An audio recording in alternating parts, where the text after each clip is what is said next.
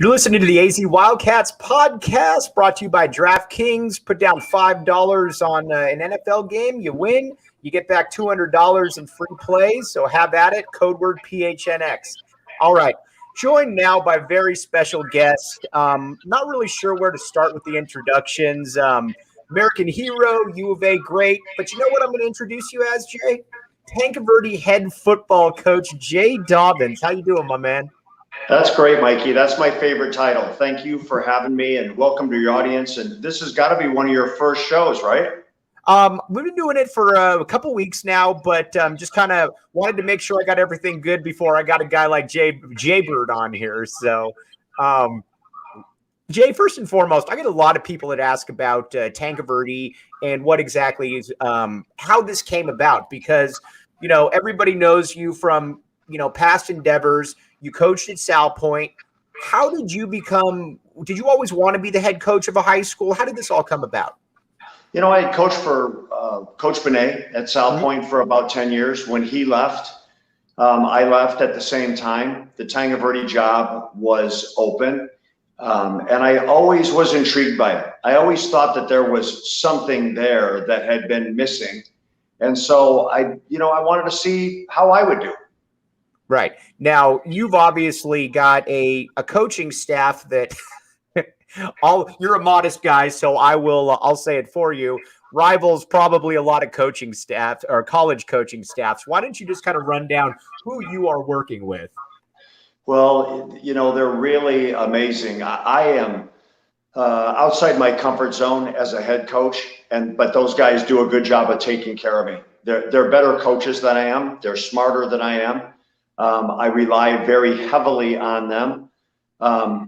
But it goes old school. My defensive coordinator is named John Williams. We've been best friends since we were kids, coached together for years at Sal Point.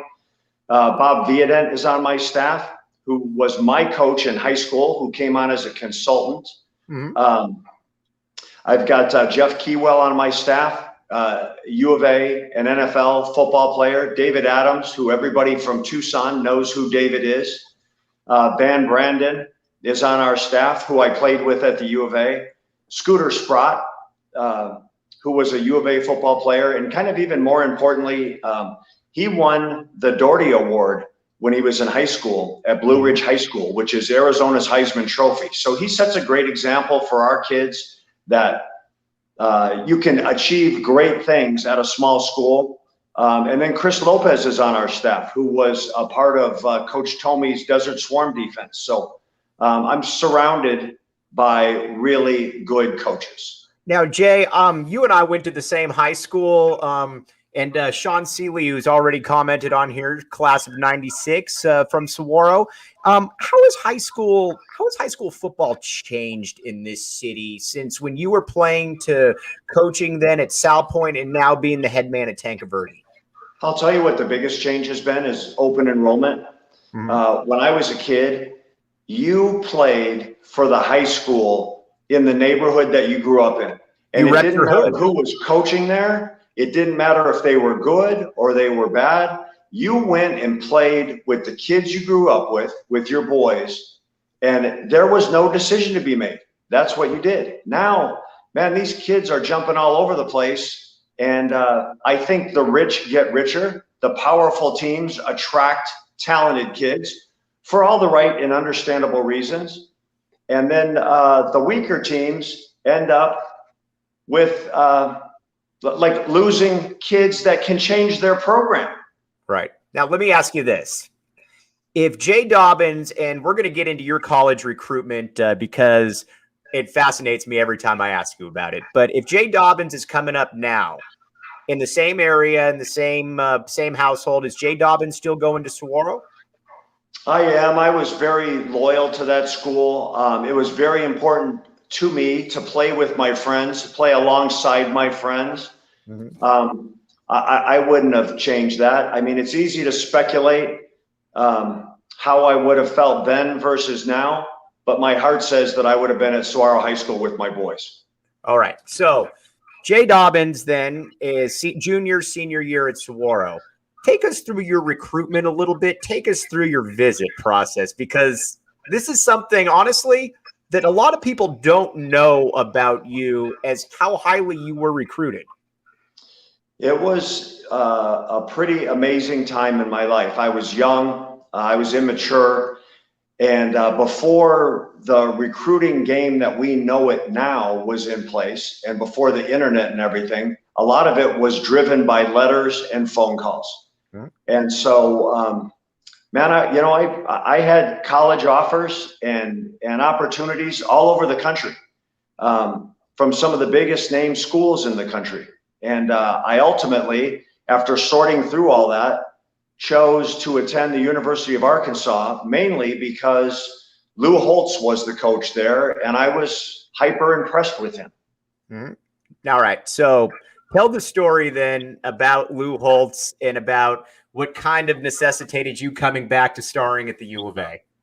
Well, I loved Coach Holtz then. I love him now. I think he's a brilliant coach. He has a brilliant mind for football. But, I was very highly recruited, and we were at practice one day, and Coach Holtz was really riding one of my teammates, a good friend of mine, an offensive lineman that had missed a block.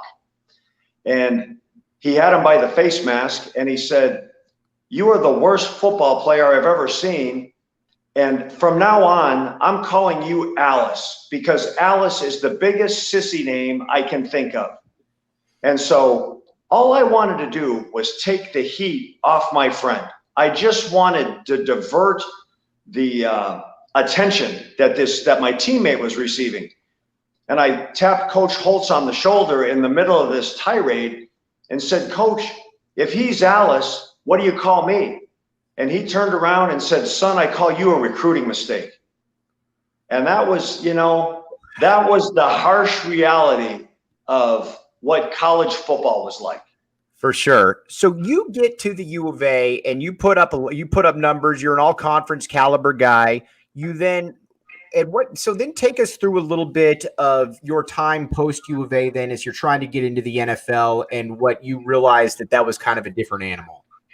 Yeah, I was, I always had dreams of playing professional football. I went to the NFL Combine after my senior year, and I went there with the intention of impressing the scouts and coaches. Mm-hmm. So my first event at that was Al Davis was on the field, who was the owner, general manager of the Raiders at the time. His son owns the Raiders now, but he's like a legendary figure in professional football. And I had run a few times, and I went up to Coach Davis and said, "Coach, how am I doing?" And he went down his checklist, and he got to my name, Dobbins. "Oh, here you are. You're the fastest slow guy I've seen today." So I was not going to be discouraged by that, because I knew what I could do. So we're out there running around and catching balls, running routes. And there was a couple guys that were my size, my stature, guys I'd never heard of, and they were amazing. One guy was from Kutztown State, which I had never heard of. Another guy was from a little school in Mississippi. Never really heard of these guys. Well, it turns out the kid from Kutztown State was Andre Reed, who went and played 15 years for the Bills and one of the all-time greatest receivers in history, an NFL Hall of Famer.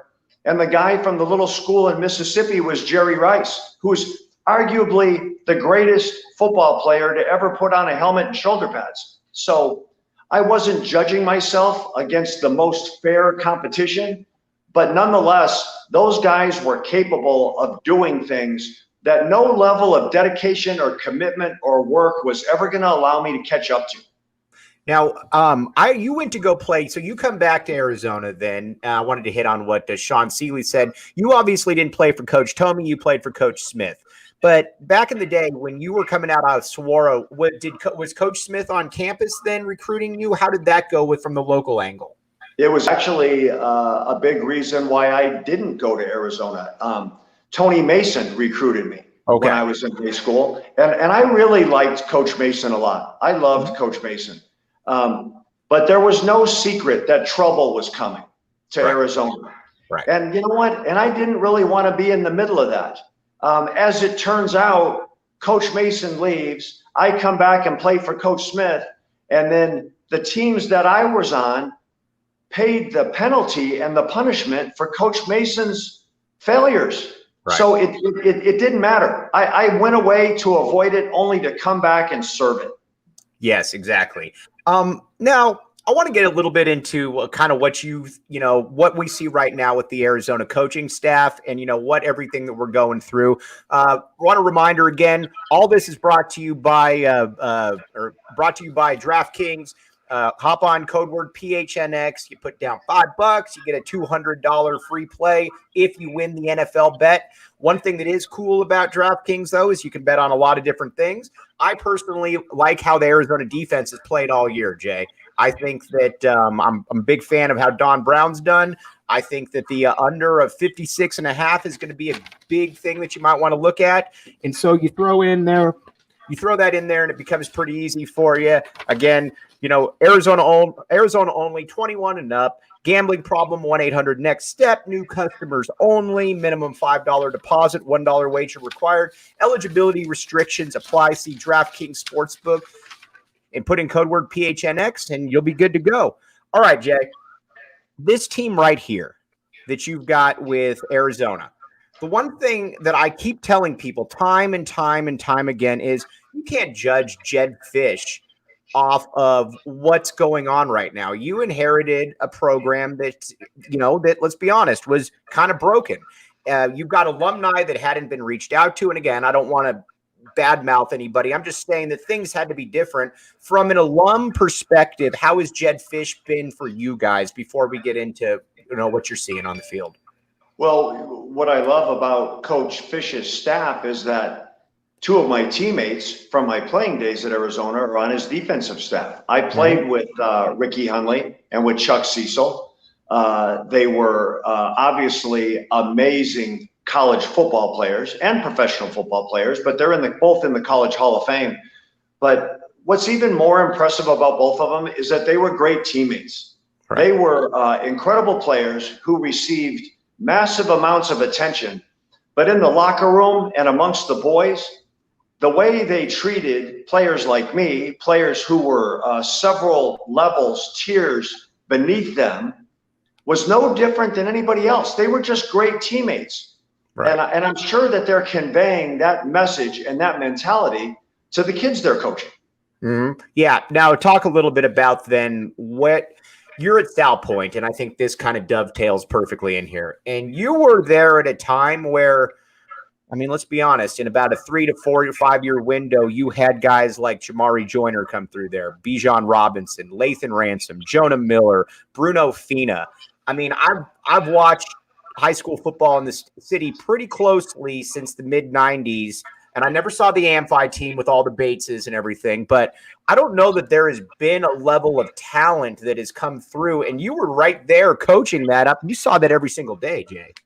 I did. I think it's a tribute to Coach Benet and players' desire to come and play for him, based on how he coaches, how he treated his players, the reputation of that school, all incredible players, all of them. The common denominator that they had of all those kids, different sizes, different styles, different positions, they all tried to outwork each other. They all tried to be the hardest working kid on the field. Right. And so when you got kids like that, man, it makes it easy to coach, Mikey. For sure. Did you, now be honest here, Jay, because they've all succeeded. They're all great young men. Did you see Bijan Robinson having this kind of immediate impact, though, once he hit the college game at the major college level? That's an interesting question. And before BG had left school, I was actually in a meeting with him, and Tom Herman was in the meeting.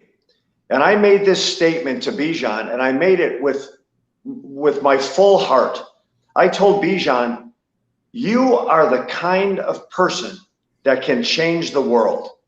And he looked at me kind of puzzled, and Coach Herman kind of turned to me like, where are you going with this? And I said, dude, you have, he has a massive belief and trust and spirit for God, one thing. Right. He's got a brilliant smile. He's got a beautiful face. He's got a charming personality. And then this amazing athletic talent. is creating a platform for him that allows his word to travel farther than the rest of ours. Like what he says and the words that come out of his mouth are important. People are listening. And that's what I was talking about. I was like, Bijou, you are on the verge of changing the world, kid. You know what's amazing, too, when you watch him is that whenever he scores a touchdown, it's none of the, the spiking. And I'm not blaming anybody that spikes the football or anything. Hands the ball to the ref, points up to God, hugs his teammates, and goes to the sideline. He's something that you just generally don't see come around a lot, Jay. Well, I think that's a tribute to his character. I think it's a tribute to how he was raised. He's very gracious. He's very humble. He's very quick to deflect the credit that he receives onto his teammates. And he's got an old school mentality. He's got a Barry Sanders mentality, and we've heard it many times. When he scores touchdowns or does amazing things, he doesn't celebrate it because he expects that of himself. He's going to do it again. And he just looks at it like, this is what I'm supposed to do. Right. Okay. So Jay Dobyns has his pulse on the city. You're at Arizona right now. What does it take to win at the University of Arizona the way that, Larry Smith, people, I always tell younger kids now that don't remember, we've had a very proud football program over the years. I mean, heck, you got Jim Young to Larry Smith to Dick Tomey, and it was all based off of hard edge, that never say die mentality. What do you need to win here right now, and what would Jay Dobyns' advice be? Well, I think that it becomes coach speak when I respond like this. It's players, like looking at it from a player's perspective and now from a coach's perspective. You can be a brilliant coach, but if you don't have the players that can deliver your scheme and your plan to the field and execute it, no one will ever know you're brilliant. On the other hand, you could be an average coach, but if you are surrounded by massive talent, like people think that you're amazing, but like all of our ideas and concepts and schemes are all being delivered to the public eye by the kids that are on the grass for us. Right. Jay, to show you some of the impact that you have, I just got a message from Jamari Joyner's mother, Christina, that just said, tell Jay we said hi with about 10,000 exclamation points to it. I have a lot of love for that family. I spent some time with Jamari when he was at Sal Point. Everyone knew from the first day that he was an amazing talent. And then, his mom and her track background came out and was working, with the kids, trying to get the fast kids faster, trying to get the slow kids fast. And she's down there at the Vail Track Club. She knows exactly what she's doing, how to make you run fast. And it was just, my time with them was like nothing but great memories, nothing but smiles, nothing but like good thoughts for all of them. Absolutely. This is, again, brought to you by DraftKings. Throw down $5 on an NFL game. You get 200 back if you win, or as far as free plays, everything is great there. And you know what? I like the under in the Arizona USC game of 56.5 because I think Don Brown and the defense have been playing pretty well right there. What do you think about the defense that you've seen out there so far, Jay? Well, I think they're playing hard. I think they're playing fast. I think Coach Brown, it's no mystery that he wants to run an aggressive game plan. It's just the vibe. Any team, any business, any family really takes on the vibe of whoever that organization's leader is. It just naturally occurs that way. So I just think it's going to take a little bit of time for Arizona, for their offense to fall under the vibe of Coach Fish, for that defense to fall under this vibe of Coach Brown. It's just going to take some time. So, again, check it out. Like I said, I like the defense. Put in code word PHNX and you'll be good to go. All right, Jay. I wanted to get into a little bit now because, and we've done 3-hour shows before, and I wanted to pick your brain a little bit on your life of service. And because I know that's a big part of the story. you graduate from Saguaro High School in the U of A, and obviously the NFL didn't work out. What was the next thought? Was it always that I wanted to get into some form of law enforcement, helping others? What went through your mind at that point? It ultimately sorted its way in that direction. But Mikey, to be honest with you, when I was a young man, I knew more of what I didn't want to do than what I did want to do. I grew up in a blue collar family. We never had a whole lot.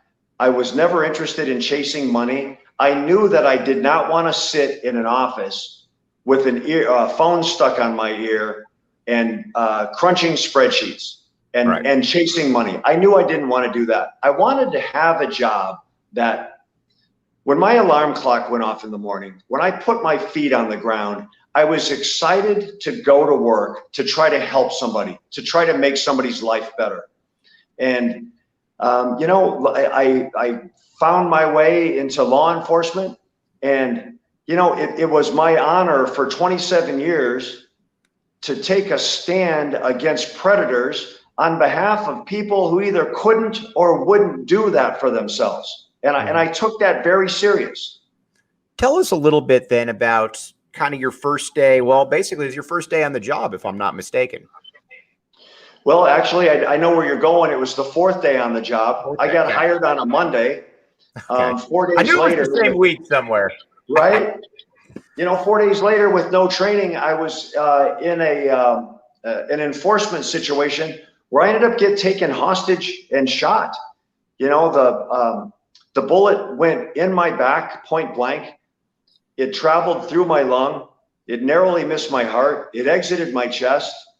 And after 4 days on the job, with that mentality of taking the job for the right reasons, 4 days later, I was bleeding to death, in the dirt and grime and garbage of a trailer park, to the point where it felt like it appeared that blood was squirting out of my chest like you're holding your thumb over the end of a garden hose.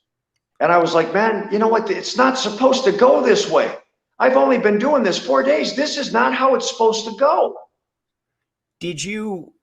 So you go to the hospital and your family's visiting you and everything. Was there any thought where, maybe this isn't for me? I know the answers to these questions, but I feel I got to set you up right here. What was your thought process at that point? I think it's my reaction and my thought process was that probably of a lot of people who grew up in an athletic background. Like, I was not going to be beaten. I was not going to be defeated. Actually, I turned that event around and used it to my benefit, and I used it to empower me. Things were a little bit sketchy there for a while, but as we've had in prior conversations, I was very lucky to be treated by Dr. Richard Carmona. Did he ever make anything of himself? Yeah, he kind of turned out to be a pretty good guy, didn't he? He did. Yeah, I was treated by this surgical legend, worldwide legend. So everything lined up for me. I don't look at any of those things. I don't look at that event as a bad thing. It's actually, maybe short of my wife and my kids, the single greatest thing that ever happened to me was having that bullet go through my chest. Jay, again, one of the things that's remarkable about you is how humble you are. I think this is an interesting question by Sean. Have you ever thought about making a movie, the Jay Dobyns story? Well, here's the question for Sean. Who would play me? We have to find someone that's kind of homely and not very smart. Come on, Jay, you're better than that.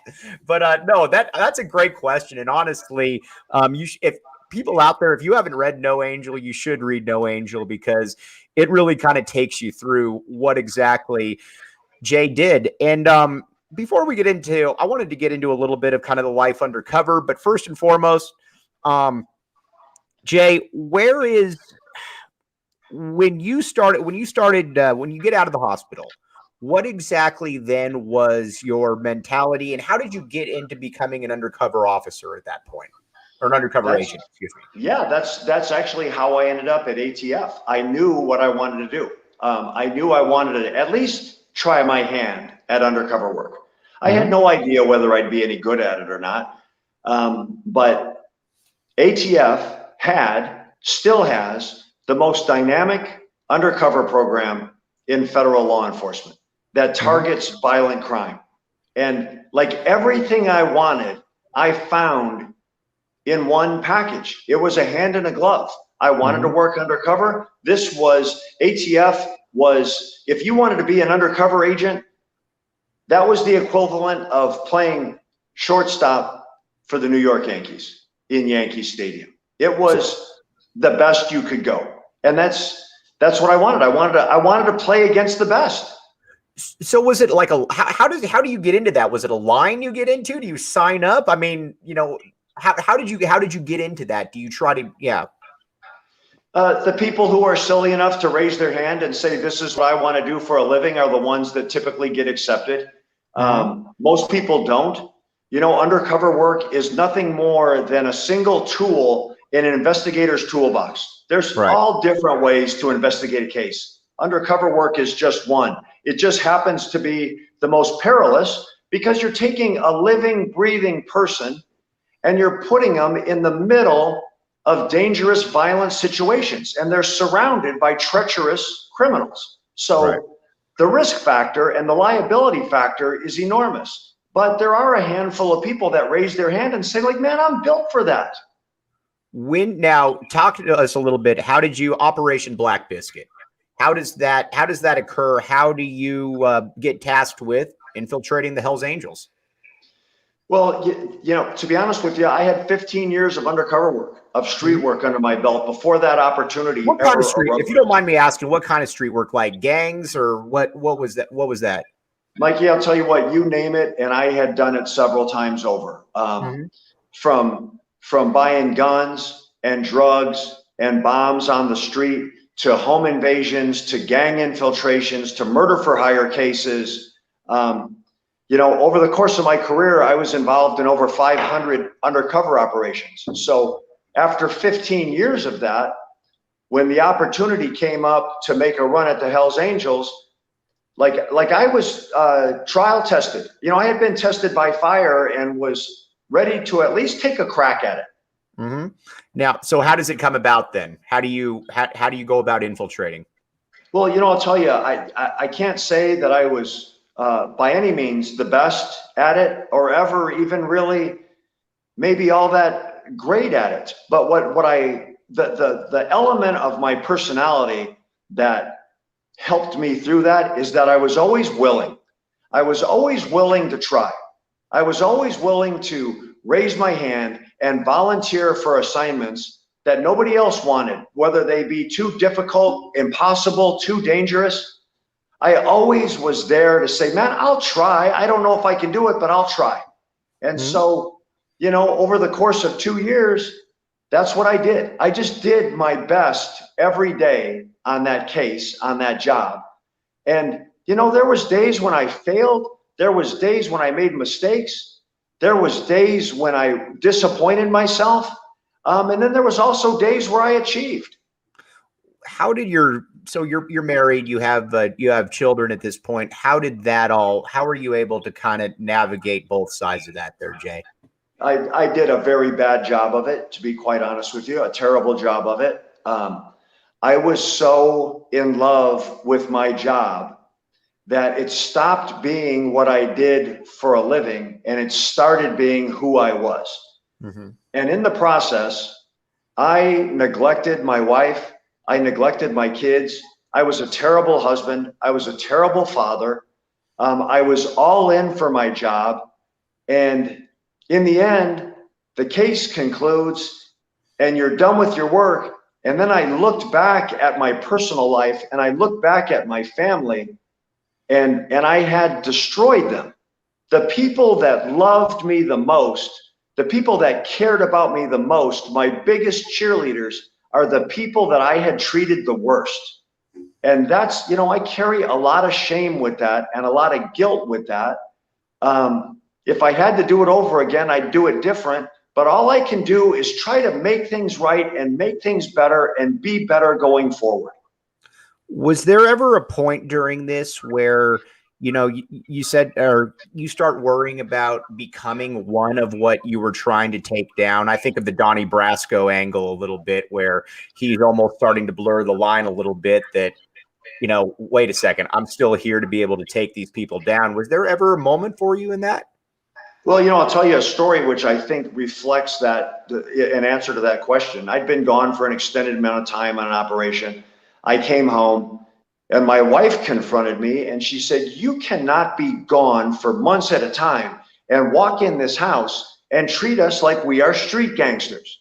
And then in my defense, my self-defense, I was like, I am not a light switch. I can't turn this on and off. People who treat what I do as a hobby end up dead. And then her response was, "You might not be a light switch, but when you come to this house, you better install a dimmer and dial that attitude down. And if you can't, don't come back." Wow. Now, so I get this question all the time, and I've had actually two different people text this to me. So you get out then of you get out of undercover work, and you get back, and your house is firebombed. When you walk around during your because you're a public figure, everybody knows Jay Dobyns. Do you look behind your back, or is it just straightforward? I mean, what's your mentality like? Yeah, well, much less now than in the past, to be quite honest. I think the people that hated me, that intended harm on me and my family, they've probably gotten bored with me, to be quite honest with you. I don't know that they've necessarily forgotten, because those people don't forget, but they've just found new people to hate more, to be quite honest with you. But you know what? Like I'm not looking for a problem. I don't want a problem. I will walk away from a problem. I will run away from a problem if I have to. But my attitude is just don't corner me and don't corner my family, because, I have a pistol on my hip and I have God on my side. And between the two of them, we'll figure out whatever the problem is. I would prefer to have it go away peacefully, but we'll figure it out. Jay, first of all, you're one of my favorite people. You've been amazing to me through probably the last 5-10 years. I can't. Pride. Cougar pride. Absolutely. You know how we roll. I can't thank you enough, but I wanted to ask you this. During your time undercover, and I don't know that if anybody's ever asked you this, when I was doing my research last night, what did you find out about yourself?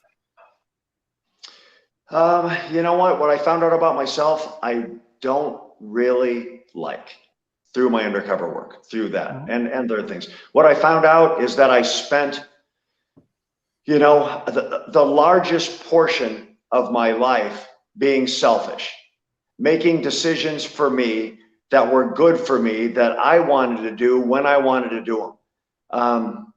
And that came to me through some hardships and through some hard times and through some difficulties, which, in kind of a strange way, like full cycle in our discussion here today, is why I'm coaching. Like, I'm trying to finish my life much better than I had lived it previously. I'm trying to be unselfish. I'm trying to give whatever I have, whether it be wisdom or energy or enthusiasm or whatever it might be. I'm trying to give instead of get. Mm-hmm. Now, when you go out onto the practice field each day, with your kind of enthusiasm, do you feel kind of like a little kid being able to be out there with all those guys? I just told my kids this week, there's two parts of my day every day that are by far consistently my favorite parts.